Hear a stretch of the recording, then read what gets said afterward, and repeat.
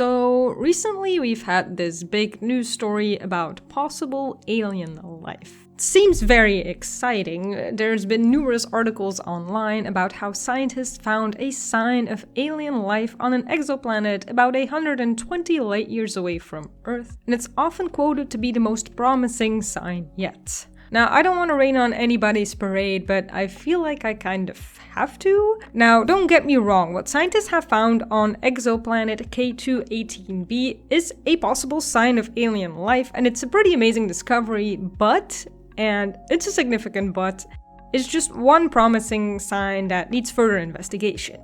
We really don't know if there's any aliens there. In this video, I'm going to explain what promising sign of possible alien life scientists have found, what other things could be possible signs of alien life, things that scientists call biosignatures, and what it would take for them to be absolutely sure there's life on an exoplanet. It's not easy. Currently, our most powerful space telescope is the James Webb Space Telescope. It sees the universe in infrared light, a low energy and long wavelength light that is great for detecting objects that are extremely far away. But JWST is also built to examine the atmospheres of exoplanets.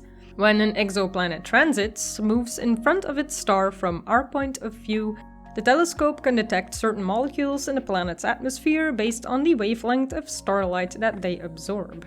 In 2023, researchers examined K2-18b. It's a rocky planet about 9 times more massive than Earth, orbiting in its star's habitable zone, a specific distance from a star where temperatures are moderate enough for liquid water to persist on a planet's surface, which may make life possible. What they found in an initial study and a subsequent study using different instruments from the Webb telescope to help confirm their findings was the presence of dimethyl sulfide, or DMS for short, a molecule that on Earth is primarily produced by life, mostly by phytoplankton and other microbes that live in the oceans. The data suggested there could also be dimethyl disulfide, or DMDS, a close chemical cousin of DMS and also a potential biosignature. The team of scientists that did this investigation published these results on April 17 of 2025. Based on its size and characteristics, astronomers suspect K2-18b may be a so-called Hycean world, a type of exoplanet proposed in 2021 that would have a huge liquid water ocean and a hydrogen-rich atmosphere. Hycean is a combination of the two words hydrogen and ocean. See, sometimes scientists can be quite good at naming things. Anyway, K2-18b seems to be such a Hycean world, and now scientists have found DMS and/or DMDS in its atmosphere, estimating concentrations of more than 10 parts per million by volume, which is a lot compared to less than 1 part per billion here on Earth. There already was theoretical groundwork on these sulfide-based gases being possible in the atmospheres of Hycean worlds in high amounts, and now this study on this Webb data appears to be in line with the theory. And so K2-18b may have an ocean that is teeming with life. At least that's a scenario that seems to best fit the available data according to the research team. Now, they are absolutely not claiming to have found alien life at all, just that this planet warrants more investigation to confirm and extend these findings. And other scientists feel the same way, though some are much more skeptical, and with good reason. Detecting signs of alien life is a tricky business, and confirming them is even tougher, especially on more distant planets like K2-18b, a world we will not be able to visit anytime soon to investigate it up close, at least not in the foreseeable future. Space travel outside of our solar system just takes a ridiculously long time to get anywhere, even to the nearest star systems. Going by what we currently understand about the physics of our universe, traveling at light speed is impossible, and even if you could go at near light speed, everything is still really far apart. And then we haven't even taken relativity into consideration. I have a whole video on this subject for you to watch later. Now, what do scientists consider biosignatures and how can they find them? A biosignature is anything that can provide scientific evidence of past or present life. Any element, isotope, molecule, or a range of phenomena. Life itself is a complex chemical reaction that leaves unique traces we can detect and study. Biosignatures can be grouped into a few broad categories. First, there's isotope patterns. Isotopes are like species of chemical elements. They have the same position on the periodic table and the same atomic number, but a different number of neutrons in the atomic nucleus. For example, the three stable, naturally occurring isotopes of hydrogen are protium, which has 0 neutrons and is the most common one, deuterium, which has 1 neutron, and tritium, which has 2 neutrons. Some isotopes of certain elements require biological processes, so can be evidence of the chemistry of life. In other words, certain chemical processes can also provide proof of biological activity. Like I said, life itself is a complex chemical reaction, so essentially you can say living creatures doing their thing, processing food, reproducing, is a chemical process unique to life. And this will leave detectable traces in rock and sediment. Another category is organic matter, which mostly means organic compounds. Complex molecules that can be found in the waste of living beings, so feces, which is a fancy word for poo, and remains of plants and animals, so rotting plants and dead bodies. Life as we know it is carbon-based, which means organic matter will always have carbon atoms in the molecules, because carbon is somewhat common in the universe, but more importantly, it's very easy for carbon atoms to chemically bond with lots of other elements. But that also means organic compounds can also occur naturally, so without having been produced by life forms in some way. So you can probably already guess why scientists have to be so vigilant about any claim of proof of alien life. The composition of certain minerals can also indicate biological activity, and the most obvious example of living beings forming minerals is bones. Your skeleton is made up of minerals formed by biological chemistry, and living beings on Earth have been producing mineralized skeletons, also including seashells for instance, for the past 550 million years.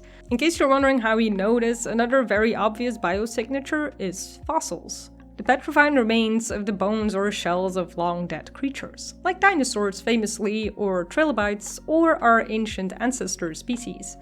These fossils are the biggest proof that these creatures roamed the Earth once, millions of years ago. Fossils and other textures and structures left behind by biological activity can be as big and obvious as dinosaur bones, but they can also be microscopically small. Life on Earth has been nothing but microorganisms for the first billion years or so, and these life forms are still the most abundant on our planet. Another thing to consider is that life on Earth has profoundly changed what our planet looks like. Its landmass shows vast swaths of green from the forests. The color of the temperate forests in the north and south changes depending on the seasons, so life itself responds and adapts to natural variations over time. The bloom of algae changes the color of the oceans. It stands to reason that certain temporal variations like these can occur on exoplanets where life is present, and certain colors could indicate biology as well. And as we've seen, the presence of certain gases in the atmosphere of a planet can be a potential biosignature as well. Finding an exoplanet with an abundance of oxygen and methane in its atmosphere would be a strong sign of life potentially existing there, since these gases most likely don't naturally occur in the amounts as we see here on Earth. Keeping in mind other important factors like the exoplanet being Earth-like and orbiting its star in the habitable zone, you've probably guessed again it will take a lot to convince scientists of life possibly existing on a distant planet. And last but not least, technosignatures indicate a technologically advanced civilization. Radio signals is an example of this, though not every radio signal we see in deep space comes from a civilization. There's plenty of sources that can emit radio waves. And straight out of the world of sci-fi, we have megastructures like Dyson spheres, which are technically possible but very difficult to pull off, but if we found one, that would be mind-blowing to say the least. In the case of Earth, as it is currently, the presence of artificial heat and light, the swarm of satellites in low Earth orbit, and the machines we've sent into deep space, though the odds of any other civilization finding any of these are very small. Determining whether an observed feature is a biosignature is complicated. There are 3 criteria a potential biosignature must meet to be considered viable for further research: reliability, survivability, and detectability. Reliability means that there can be no other explanation for an observation that might be a biosignature, and that makes it so difficult to confirm them. There are so many reasons certain chemistry can show up or seem to show up in the atmospheres of exoplanets, for instance, so scientists have to rule out every other possible explanation before they can honestly say they have found a biosignature. Oxygen, for instance, is incredibly important for life on Earth. It's a byproduct of photosynthesis, and many life forms need it to live. Oxygen is also fairly easy to detect in the atmosphere of an exoplanet, so finding abundant oxygen on a faraway world would be huge news. But then you have to rule out that no other dead chemical process can produce that amount of oxygen, and that can happen under certain circumstances. Survivability quite simply means that a biosignature has to last long enough for anyone to find it. Not nearly every species of any life form on Earth left behind remains of some kind, so we can't know about them because how could we? Detectability seems like an obvious criterion as well, keeping in mind the limitations of human technology, at least for the time being. Still, I think it's pretty safe to say it's incredibly amazing we can detect certain amounts of specific atoms and molecules in the atmospheres of planets dozens of light years away, but that will only take us so far. Obviously, the closer you can study a possible biosignature, the easier it is to confirm what it is. Here on Earth, the only biosignature you need is to look in the mirror. We are here along with billions of other creatures, and there's many things, such as fossils, that confirm past life without a doubt. But none of that is easy to do on other planets, let alone exoplanets. And this bears repeating, scientists really do need to rule out every single other possible explanation for a biosignature. Now, scientists finding a potential sign of a biosignature in the media, then taking that and running with it and publishing premature conclusions and or bad interpretations of scientific studies has happened before. One famous case like this stems from studies of a Martian meteorite in the 1990s. The meteorite originated from Mars because of a meteor impact that dislodged Martian rocks that then ended up in space and eventually crashed on Earth. This particular meteorite was found on Antarctica in 1984, and in 1996, a group of scientists found features that resembled microscopic fossils of bacteria in the rock, suggesting that these organisms also originated on Mars. This made headlines worldwide, but the discovery had been controversial from the start in the scientific community, and ultimately most scientists rejected the hypothesis once all the unusual features in the meteorite had been explained without requiring life to be present. I have to add, this took several years and many studies, so it's not like scientists are outright rejecting any serious potential biosignature. They really just want to make absolutely 100% sure, and this meteorite investigation led to morphology, certain features and structures, to not be considered a very compelling biosignature anymore, since many things found out in the universe can resemble something alive without ever having been alive. A somewhat similar thing happened a few years ago in 2020 when the chemical phosphine was discovered in the atmosphere of Venus. Initially, it seemed too large of an amount of phosphine to be able to be explained without life being present there, but another analysis and investigation indicated a possible false detection. However, in 2024, a new analysis of data gathered with the James Clerk Maxwell telescope on Hawaii confirmed a significant concentration of phosphine. Further data processing is still ongoing. Investigation into life on Mars is also still ongoing, with some promising findings like liquid water having been present on the planet a long time ago, and the discovery of organic compounds in rock. Now, past possible habitability of a planet doesn't mean life ever developed there, and currently Mars' surface conditions are pretty extreme. Its average temperature is significantly colder than Earth, there's barely an atmosphere to protect the surface from ionizing radiation from space, and the soil itself contains chemicals that are toxic to known microorganisms. The consensus is, if life ever has existed or does still exist on Mars, traces of it may be found underground, far away from the harsh conditions on the surface.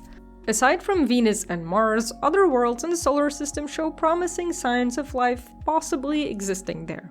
NASA's Europa Clipper is a probe that was launched in October 2024 to Jupiter's moon Europa to investigate the possibility of an ocean existing under its thick outer layer of ice. The probe should arrive there in 2030. Once we know an ocean exists there, a future mission could land on the moon and drill into the ice and look for signs of life in its subsurface ocean. Another moon that interests scientists is Enceladus, one of Saturn's moons. The Cassini mission found plumes of water vapor spouting out of the icy surface back in 2005, and it was later found these plumes contained salt as well as organic compounds. In 2014, more evidence was found for a deep ocean under Enceladus' surface. There's currently no more than a few mission concepts to this moon, however. NASA's Dragonfly mission to Saturn's largest moon, Titan, is an aircraft and lander planned to launch in 2028 and should arrive there in 2034. Titan is a special world because it's the only moon known with a thick atmosphere, and so far, the only other body we know of, aside from Earth, to have stable bodies of liquid on its surface. Now, because Titan is absolutely freezing cold, it has oceans, lakes, and rivers of liquid methane rather than water. Still, because of the planet-like nature of this moon, scientists want to find out more about its surface conditions and if liquid methane could possibly be an environment life could develop in. Either way, it's most likely not going to be just one biosignature that will prove alien life exists. It will be a rigorous study and gathering of multiple cases of very compelling evidence before scientists will be able to say they found proof of alien life, especially in the case of distant exoplanets. Ideally, we'd find some on a world in our own solar system, rather that would make it much easier to study. Like I said, we're not flying any spacecraft to even the nearest known exoplanets in a reasonable amount of time anytime soon. Also, it really would seem a lot more likely that if any life exists out there, even on those nearby worlds in our own solar system, it's going to be microscopic. It doesn't seem impossible for a complex multicellular life to happen there or anywhere else. It just seems more unlikely, so I wouldn't bet on it personally, but you never know. Dragonfly might land on Titan and the first thing it sees is like fish or something. It could happen. As it is, the only way for us to search for biosignatures outside of the solar system is with telescopes. And to be fair, most existing telescopes are too small and not sensitive enough for deeper study of exoplanet atmospheres, at least for now. There's current projects for building extremely large telescopes which will be able to gather better data. A telescope is only as sensitive as the size of its mirror, and making bigger telescopes takes a lot of clever engineering and takes a long time. Not to mention they're very expensive. But the future looks promising, and with good instruments, it would seem it's just a matter of time before we will find more promising biosignatures. We'll just have to be patient. Thank you for watching. I hope you learned something new today, and I will see you soon.